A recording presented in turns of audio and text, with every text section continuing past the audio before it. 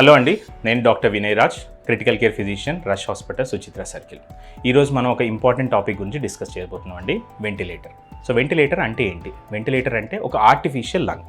So మన lungs, ఊపిరితిత్తులు ఏదైతే పని చేస్తుంటుందో, శ్వాస తీసుకోవడం, శ్వాస వదలడం, ఆ పని ఒక మెషిన్ ద్వారా చేయిస్తే దాన్ని మనం వెంటిలేటర్ అంటాం.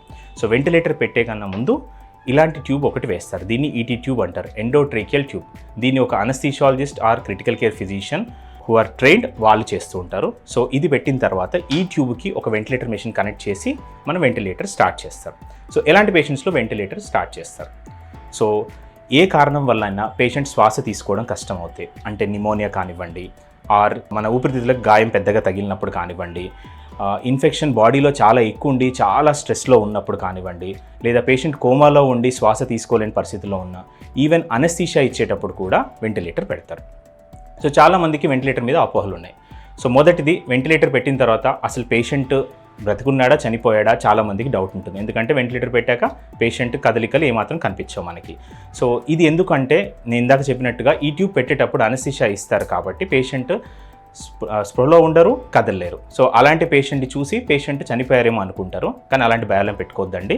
సో వెంటిలేటర్ పేషెంట్ ఐసీయూలో ఉన్నప్పుడు ఒక ఇంటెన్సివిస్ట్ ఆర్ అనస్థీషియాలజిస్ట్ సో ఒక మానిటర్ ద్వారా కంటిన్యూస్గా పేషెంట్ హార్ట్ రేట్ కానివ్వండి, బ్లడ్ ప్రెషర్, ఆక్సిజన్ లెవెల్ కంటిన్యూస్గా చెక్ చేస్తూ ఉంటారు. So patient once anaesthesia effect అయిపోయాక మళ్ళీ స్పృహలోకి వస్తారు. అలాగే ఇంకొక డౌట్ కూడా చాలామందికి ఏంటంటే, పేషెంట్ ఇంకా స్పృహలోకి రారు, వెంటిలేటర్ పెట్టిన తర్వాత తినలేరు ఆర్ కమ్యూనికేట్ చేయలేరు అనుకుంటారు. ఇది కూడా వాస్తవం కాదండి. సో పేషెంట్ వెంటిలేటర్ పెట్టిన తర్వాత అనస్థీషియా ఎఫెక్ట్ పోయిన తర్వాత కమ్యూనికేట్ చేయొచ్చు, మాట్లాడలేకపోవచ్చు కానీ సైగల్ ద్వారా కమ్యూనికేట్ చేయొచ్చు. ఒక ఫీడింగ్ పైప్ ద్వారా ఫుడ్ కూడా మనం ఇవ్వచ్చు. అలాగే పేషెంట్ స్పృహలోకి వచ్చిన తర్వాత కళ్ళు తెరిచి చూస్తారు, గుర్తుపడుతూ ఉంటారు. సో ఇది మనం చూడొచ్చు. మూడోది వచ్చేసి, వెంటిలేటర్ పెట్టిన తర్వాత వెంటిలేటర్ మెషిన్ వల్ల చాలా కాలం వీక్నెస్ ఉండిపోయింది వాళ్ళకి అని చాలామంది అపోహ ఉంటుంది. ఇది కోవిడ్ టైంలో బహుశా మీరు చాలామందిలో చూసి ఉంటారు. సో ఇది కూడా వాస్తవం కాదండి. వెంటిలేటర్ మెషిన్ ఇన్ఫ్యాక్ట్ వాళ్ళని, చాలా సిక్కుగా ఉన్న పేషెంట్ని రికవర్ అయ్యేలానికి హెల్ప్ అవుతుంది.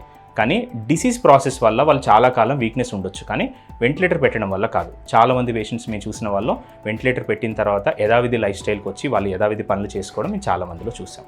సో వెంటిలేటర్ ఏదైనా డాక్టర్ మీకు చెప్పారు అంటే అది ఖచ్చితంగా కండిషన్ సీరియస్ అనే చెప్పుంటారు. సో వెంటిలేటర్ పెట్టడం వల్ల పేషెంట్కి ఉపయోగమే ఉంటుంది, కానీ హామ్ ఏం జరగదు. సో మీరు ఏ రకమైన భయం లేకుండా వెంటిలేటర్ పెట్టమని చెప్పొచ్చు. అండ్ ఒక ఐసీయూలో ఒక ప్రాపర్ సెటప్ వేర్ ఒక intensivist or anaesthesiologist are well trained ఉంటారో అక్కడ వెంటిలేటర్ స్టార్ట్ చేయడానికి మీరు ఏ రకమైన భయం లేకుండా మీరు స్టార్ట్ చేయమని మీరు కన్సెంట్ ఇవ్వచ్చు. Thank you very much.